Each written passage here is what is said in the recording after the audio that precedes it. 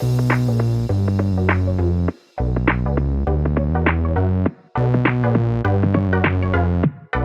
welcome everybody to another episode of Chris and Dave's Reality TV Cast. I'm one of your hosts, Chris, and my co-host and very good friend is Dave. Hey there, Chris, and hello to our listeners out there. Welcome to Chris and Dave's Reality TV Cast. We are covering Married at First Sight Australia, Season 10, Episode 25. Now, Chris, it's another commitment ceremony. Where would you like to start today? Well, Dave, these episodes always deliver. Unbelievable. So going into this, and I'm expecting the experts to step up, and I'm going to talk about them fuckers a bit later, Dave. But Alyssa and Duncan. Now, I might be missing something here, Dave, and I understand, we've got children. You understand you do anything for your children, and I know, and it's true, a mother's love for a child is completely different to a man's. They carry the baby. I get it. I totally get it. It's a complete different love, but, you love your kids and everything. What the fuck's going on, Dave, with her? She just went, I've got a child, and then burst out crying and ran out the room. I was like, what is going on here? For me, Duncan has just got to disappear from her. He's got to bin her off. She's not worth the fucking aggro. I think Alexandra actually sort of said in a roundabout way, I think you've been a bit of a drama queen. Mel even tried to step in, said, I'm a parent. You've got an emotionally intelligent man. Doesn't like him touching her. They're not pulling her up at all for her behaviour. If that was the other way round, there'd be fucking hell to pay, Dave. And tonight, the experts pissed me off nearly every couple because they just didn't hold people accountable properly. I think they called her out a little bit, but not enough for me. Yes. I mean, they did talk about like getting all up in your head and stuff. But for me, it needed to be a bit firmer than that, because as soon as Duncan said something that wasn't just glowing about her, he was saying he feels like he's walking around on eggshells and stuff, and, she's off. She can't handle it. And it was so uncomfortable. That whole interaction on the sofa, it was just really, it was excruciating to watch, because Duncan can do nothing. He can't do anything, right? And even Chris, when she was saying that, like, he was playing tennis, and, I'm not going to come over to a bunch of guys and say anything, but, he didn't come over and check on me. What? He's playing fucking tennis. What is he? Is he going to... Stop, lads. Right, can you just pause a sec? Alyssa, you okay? You okay, hun? Fuck off. I mean, there's Needy, and then there's Alyssa. I do not like her at all. I've not liked her since she was so incredibly judgy. And I just think she's, Duncan got praise for his emotional intelligence. I think Alyssa's the other way. I think she's very not in a good place. She's emotionally unstable. And she's just, whether it's the kid, right? I'd have to question, right? So you felt like coming on reality TV when your kid's young. There's something, you can't have it both ways. You know what I mean? Yeah. You've already been you've already been away for a few weeks. I'm sure you miss them and stuff, but I don't think there's a lot of people who wouldn't have made that first leap in the first place. But I don't know. It's just, there's nothing, honestly, Chris, I like about her, because I find her in a very different way to some of the other people, like Harrison, like Bronte. Oh, but I do find her very manipulative. And she does it in a completely different way. She does it through, these breakdowns and spitting a dummy and stuff. And like I say, I don't think Duncan can do anything. When she was at the lift, I'm like thinking, what can he do? There's nothing than actually what he did do, which was leave her alone for a bit. And then I fucking knew she'd come back. It's like, oh, well, I've had my little fucking drama spat now. I'm back. It's all right. It's just, I just fear for Duncan's mental health, to be quite honest with you, because he seems quite clued up. He's trying to make it work, but I just feel like she's not in a position to be part of this relationship. No, and I think you're right. I'd even written that down myself. She uses the tears to gain an advantage because it's sort of like, how can you come back from that? Exactly right. The tantrums, the storming off. And I think, you know what? I've not even thought about that, but that is a great point. Why the fuck are you coming on a reality show? You're probably 4 weeks into this now, realistic, 4 or 5 weeks in. If you miss it, I'm not saying she may see a kid in that, Dave, because we know they get a bit of free time, don't we? As we know with fucking, greaseball Dan. Shannon did. Shannon, yeah, Dan. So maybe she does, but I'm with you. It's absolute manipulation. She's very cute about it. It's obviously something she's always done to get her own way. I'm not buying anything she's selling. And I think you hit a good point because we see a video for the next episode and Duncan breaks down on it. He's been so cool. He reminds me a little bit of what happened with, what's he called? Taylor and, what's he called? The bloody lad who's just gone. Hugo. Hugo, where like Hugo just wouldn't speak his mind and then eventually sort of did, but they ended up going anyway. It's like Duncan's held back, hasn't he? And he's given her far too much respect because she's not giving it him. I hate this thing where he's not allowed to touch her and that. He's trying to reassure her. I'm like, well, fuck off then. If you don't want me near you, fuck off. You know what I mean? Like, honestly, I'm with you. Absolute bellend she is for me. Yeah, I just, like I say, it's just a different type of manipulation. And like I say, if she hasn't seen a kid, well, she's different to the other contestants who clearly do. But the thing that irritated me a bit as well, that it was the whole thing about her having a child was slightly out of context, wasn't it? Because when she blurted out, "I have a child," it's like, all right. Good for you. What's that got to do with the price of fish? You know what I mean? I just don't. It wasn't in context, and I think honestly, if you kind of believe a little bit, and I find it difficult to believe her completely, but she's actually what some of the other girls were saying was probably close to the mark, that she's massively insecure, right? Apparently, so she's never dated as a single mum, and that she's got this massive insecurity, and it's actually that's bubbling up. That may be the case. Again, Chris, first time dating, as a single mum, let's do it on a reality show. Seems like a good fucking idea, doesn't it? So I'm struggling. I am struggling for sympathy, to be honest, and I think Duncan needs to bow out gracefully, to be honest. I think he's trying to make it work, but he never will. And she might just, we know she's coming out of a divorce and everything. We know, she's got a young child and whatever, but she needs to sort herself out before she tries to be part of something else. Yeah, and like you said, Dave, a reality TV show is always the best way to sort of get yourself back on an even 100%. Keel. But, so I'll go through like the next couple who were up, and it was up and off in 30 seconds was Cam and Lyndall. Stay. Quite shocked. I thought there might have been a bit of something, but there wasn't.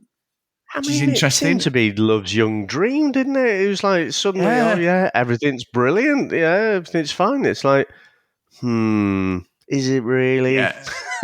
Well, he's gone for the full Tarzan long hair thing, hasn't he, Dave? He's got rid of the elastic band. But come on, Dave, let's talk about him, because we're going to spend time on these two absolute charlatans, Bronte and fucking Harrison. Now, this is where I was saying about the experts. So we clearly saw John, Mel, and Alexandra absolutely go on about his manipulation, his gaslighting, the way he controls a room, the way that if like Claire went at him, as soon as Claire goes at him, he deflects it onto her and Jesse. It worked. Jesse has a meltdown when they were at the dinner table. All these things, I'm thinking, they're going to go for him. They are going to go for him. And they sit down and straight away, I mean, Harrison has said at the top of the episode, oh yeah, I'm going to the dinner thing. I'd going to the commitment ceremony anyway, even though they split up. And his dialogue's a bit off. And I'm like, these two are going to stay together. And when they're talking, and like John sort of brings up a few of the things that had happened, all the girls are just eye rolling. Claire, Lyndall, all of them, Melinda, they cannot believe what they're hearing. And it's exactly what you said from the start. she's going to stay with this guy. I don't think he's manipulating her, Dave, because you know why? No. Because she's fucking in on it. She is Yeah. in on it. What he's done is horrible. It's gaslighting, it's manipulation. If it's anyone else, you'd be like, get in the fucking bin. But you can clearly see she's there for the fucking fame because there is no justification. For the last episode, she's fucking squatting down in floods of tears. That's it. I'm done. And I was thinking, fucking good on you, finally. Even though I know she's a bit of a faker, finally. But this tonight was the fucking straw that brought the camel's back. I'm just like, fuck off. Whatever he does to you now is your own fault because you fucking absolutely deluded to think that this fame is worth staying with such a prick like that. Yeah, I just don't buy anything, and the room seemed to be shocked, but I wasn't. I knew she was going to turn around, and I still don't believe anything. I don't believe the fake fucking relationship. I don't believe the fake breakup. I don't believe the fake drama at the dinner table. It's just all bollocks. And the fact that no one, well, I say no one, people might be getting wise to it now. Lyndall in particular seemed quite upset, didn't she? That, she's spent all this time, she's invested all this time, trying to help her out and stuff. And then she's just like, no, I am still falling for him. I'm like, fuck off. There is no way. No way. And I think, it was that more than anything that threw me. It was like, yeah, I am still falling for Harrison. Come on, no one surely is buying that. And again, I'm not clear yet whether people believe that, or even she believes that, and just that, bloody Harrison been manipulating her again. Nah, she's so in on it. And I hope now that some of the other people around the table, they're just like, right, okay, I'm sort of done now. That's it. You've made me waste my time. You've pulled me in, and I thought this was real. This whole drama, I was trying to be there, be a friend to you, support you and stuff, and you're just having a laugh. So I think she might be coming to the end with the group and their sympathy for her. I agree because that everyone was just like, holy shit. Leighton had his head in his hands. He was like, what the fuck am I doing? Ollie and Tony were like, I don't get it. I mean, Claire spoke up and she's like, you messaged me 2 days ago. And then when Lyndall speaks, I mean, Claire always seems to have something to say, but she was right. She spoke up. But when Lyndall spoke up, like as you said, she genuinely I just don't understand the difference. And it was the derogatory way Bronte spoke down to her. Oh, it's all right, chick, or something like that. As if to say, shut your fucking mouth. He goes, you don't know what goes on. I'm like, fuck off. That's horrible. It was something like, yeah, that's how I felt then, babe. Yeah. It's just, oh my God. It's the thing is with Harrison, and I saw this online actually, Dave. Harrison always looks like he's done a silent but deadly fart and he's smirking, waiting for you to smell it, doesn't it? He's always sat there with that. I'm nicking that off Twitter actually, but it's so true. He's sat there with that fucking horrible, smarmy grin. And it's like that. He said, like, I've tried to bring her into the relationship. And she sits there all fucking, them bloody big flying saucer eyes of hers, like trying not to blink, like looking around the room. And it's just wrong. And what really pissed me off, Dave, was John didn't say anything to him, really. I'm sorry. It was really bizarre because Harrison has gaslit her from the start. I don't care whether they believe him or not. All the dialogue we got in that dinner date was they were going to go at him. And they have, as much as I like John and Alexander and Mel, they have picked the fights on this one. Again, Shannon and that quite rightly got shit and deserved it. Harrison should have been absolutely fucking thrown to the wolves with this one. And he got a load of questions where he's like, can you understand what's going on? Well, of course he's going to agree with you, John. He's going to go, oh, yeah, of course I do. Because in his fucking head, it's going in one ear and out the other. I was like, I'm not having it. It really annoys me how they fucking absolutely just pick the weaker ones to have a go at, because Neil Harrison will give it them back, and he should be the first one they go at, and none of them did properly, and it pissed me off, I must admit. It was weird, wasn't it? I was expecting a lot more like from the experts to go at Harrison, but they kind Yeah. of gave him. It was more. I mean, we'll get on to Jesse and Claire later, but it was more kind of like, oh, Harrison's at it again. Yeah. Yeah. And not really holding his feet to the fire. So, yeah, I'm with you. I felt a little bit let down. I mean, the most we got from the experts, I feel like, in this episode is funny expressions. Claire-like funny expressions. But that was it. Yeah. They never really held them to task. And so, yeah, I was a little bit disappointed in this episode as well, I have to say. Well, I'm going to slightly contradict myself later on because John did do something that I think might pay off later on in the series, but we'll talk about that in a sec. So, yeah, them two can just get in the fucking bin. Absolute nonsense. Rupert and Evelyn, Dave, I'm not buying it. However, I do think Evelyn's coaching Rupert because they sort of saying, yeah, we're really attracted to each other sexually, but they've done absolutely nothing together. All they've got to do is the opposite of the fucking dodgy couples like Duncan and Alyssa, Bronte and Harrison, and they'll stay in the show. And I think that's exactly what they're doing. And they were literally on the fucking couch for about 30 seconds, weren't they? It was like, see you later, you're on your way. I mean, what do you think of them, Dave? Because I think they're a pair of fakers now, I must admit. Yeah, 100%. Like I say, I hadn't thought that she was probably coaching him, but I think you're right. They're just going to ride it out, and that's fine. They'll be friends, but nothing more.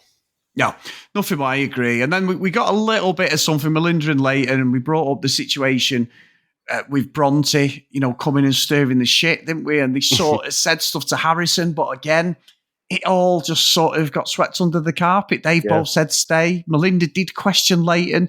Leighton went full on, director fucking boardroom speak again. But look, they seem pretty sweet. They're getting on. You can clearly see it. And again, fucking Harrison and Bronte got away with just being knobs again and didn't get. So I'm glad them two. They seem quite good, actually. I really thought Melinda was going to be like the Olivia of the season, and she hasn't. She's turned into quite a bit of a favourite. Very outspoken, but seems to speak when she needs to. So, I'm quite a bit of a fan, to be honest. I think she's good. And I think, John's quick to call him out for like going into his boardroom speak, but less so for Harrison. Again, I just don't quite get the reasons for that. But I think they're as together. I mean, there was a little bit of conflict, wasn't there? Because he was saying he's always going to back Mel, and then she's like, yeah, but you didn't. And I'm like, is this going to be a thing? Because I'm kind of with him, because I can't remember what it was. I think it was when Mel was initially, having a go at Bronte and Harrison, and Bronte is, such the victim in all this. But then I just, like saying, maybe it's because I just don't believe that. I don't. I think Leighton was right what he did. He's going to always back her, but there are limits, aren't there? So if someone's attacking your wife, obviously, 100%, right or wrong, you're going to back her. But when it's more on the periphery, and it's not as if someone's coming to attack your wife, but she's getting all in other people's shit, well, maybe that's time when you're kind of backing her, but you're a bit more on the fence. That's how I see it, anyway. No, honestly, I'm with you. And I think that's a great point. Pick your fights again, experts. So the last couple, Dave, is Jesse and Claire. Now, last time Claire stay. Jesse looked like he'd had his bank account absolutely fucking raided, and he was absolutely devastated. And Harrison, it just took one snidey deflection comment from Harrison, and the whole relationship fell apart. I don't know where I stand with this, because I do agree. I've sort of overlooked slightly some of Jesse's behaviour at the start, Dave. He wasn't a good person for Claire to be around. Doesn't excuse what she did.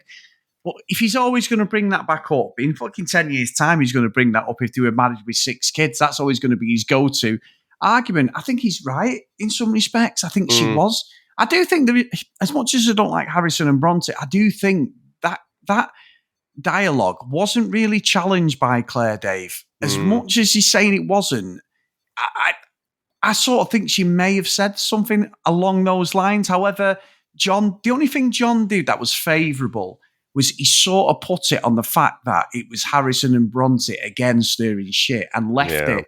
So it's sort of, for me, that was sort of like a little bit of a positive for the experts, when I was thinking, has he done this so later on that's going to come back and bite him? Because it had to happen. She agreed to leave. He said leave. I mean, when he just said no, I thought he was going to say yeah. He was smiling. I just went, nope. I was like, all right. So I think that was right. The music.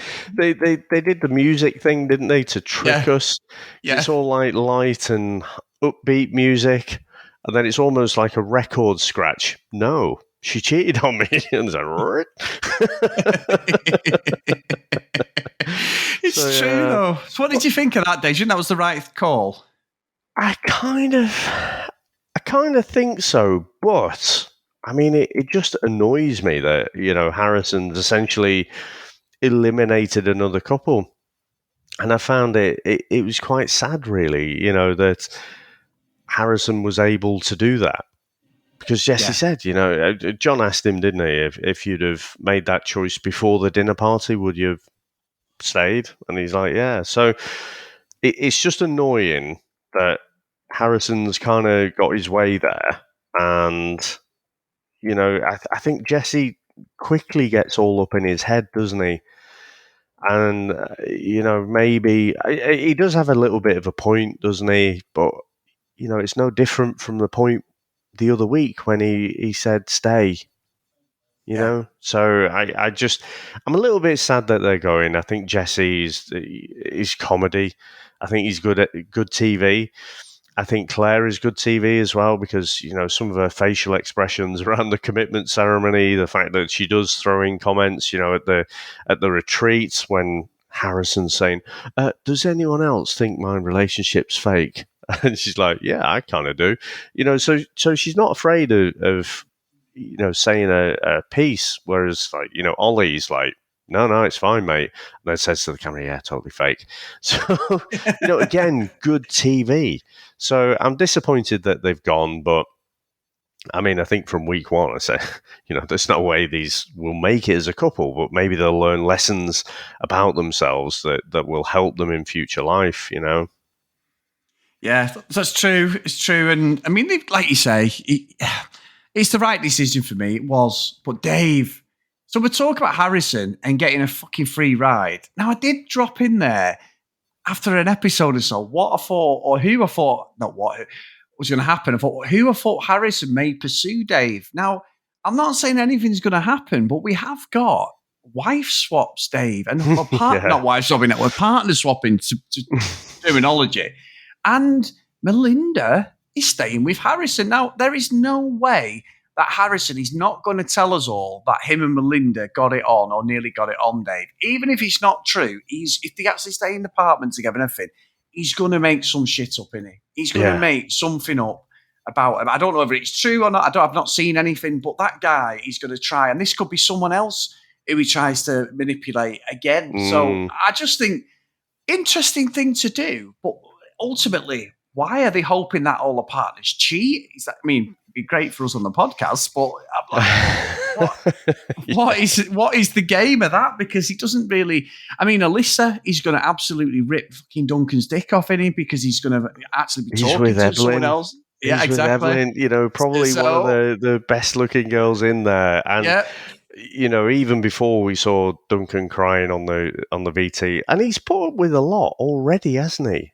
She's been a bit non-linear with him, and he's held it together. So I don't know what will finally break him, but yeah, as soon as they said Evelyn and Duncan, I'm like, right, that is going to cause massive fucking issues, because basically if she's having a go at him because he was playing tennis with the lads, fucking hell, being hauled up with Evelyn, she's going to go nuts, isn't she? I mean, I kind of, half of me can't wait. Half of me is feeling really bad for them. I think eventually the evil part of me will win, and I'll be looking forward to it. But they've done it again, haven't they, Chris? You're like, oh, fucking hell, I can't wait for the next episode now. So what actually is going to happen with this whole wife swap thing? And I don't think Harrison will make up that they've kind of got it on, but there will be some ammunition from there, won't there? Yeah. He's going to use that to try and get inside Leighton's head. Yeah, I agree, Dave. There's going to be a comment, and I'm here for it. Whatever happens, as much as it's a fucking absolute knobhead, it's got to happen, hasn't it? It's got to happen with that guy. But no, Dave, great start to the week. And, we've got 2 episodes of Love Island left, thank God. So we get a little bit of respite. I might even be able to go back playing FIFA, Dave. I've not played it for nearly 6 weeks properly because they're doing all these shows. My brothers keep messaging me going, are you coming on FIFA? And I'm like, nope, I've got a podcast. Love Island, Married at First Sight, and I've got a podcast. I can't. So I'm hoping to get my gaming career back open this week, Dave. But no, honestly, mate, it's been a testament to both of us. This has been a hell of a slog. And we start another week. We've got a few weeks of maths left, and then we are having a mini break, aren't we, Dave? We absolutely bloody are. But I think we've still got quite a few maths weeks left. Yeah. But it doesn't feel quite as much of a slog, that one, does it? I mean, right up until the reunion episodes, they just hit it out the park, don't they? So I'm kind of okay with that. But I must admit, I am really looking forward to Love Island. I mean, you've done a stellar job in terms of like showing up consistently, and I've been flaky as fuck, but but that's life. I mean, it's a hell of a schedule for us to keep, isn't it? So no, we've done as best we can. So we do appreciate everyone sticking by us and tuning in, guys. There's been a massive load of episodes, and it's all been great fun. So no, thank you. And if you want to get some emails in before the end of Love Island, guys, you've got a couple of days. We'll read them out anyway because we've got maths coming. So don't worry if you're catching up on them episodes. Send them in to cdrealitycast@gmail.com. On social media @cdrealitycast. And as always, Chris and Dave's Reality TV Cast on Facebook. Come and join us over there. Big thanks to Charlene as always. And all the episodes are posted on there if you're outside the UK as well for Maths and Love Island. So great stuff. If you want to support us a little bit more, get over to patreon.com/CD Realitycast. So the first roll call of honour of this week is Ken, Lucky Lulu Green, Lauren, Tracy, Hennessy, Susan, Dee Dee, Katie, Libby, Joanna, Noreen, Chloe, Brianna, Helen, Keith, Gillian, Zoe, Kristen, Maggie, Kate, Megan, Cassie, Fiona, Emma, Schmave, Nicola, Macy, Alex, Helen, and welcome to our newest Patreon, Larissa. So thank you so much for supporting us there, Larissa. We both really appreciate that. It's so nice. So thank you very much. Awesome. Well, thank you very much, sir. We're done for at least a few hours before Love Island starts, so thank you very much, mate. Thanks to everyone out there for listening. Thanks to all our supporters, and we'll speak to you next time. Bye.